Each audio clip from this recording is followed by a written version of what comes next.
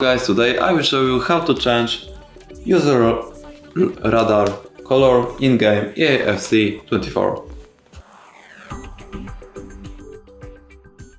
First, move the knob up and select the gear. Go to the category settings.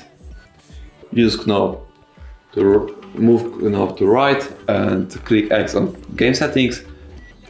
Use R1 to go visual category, scroll down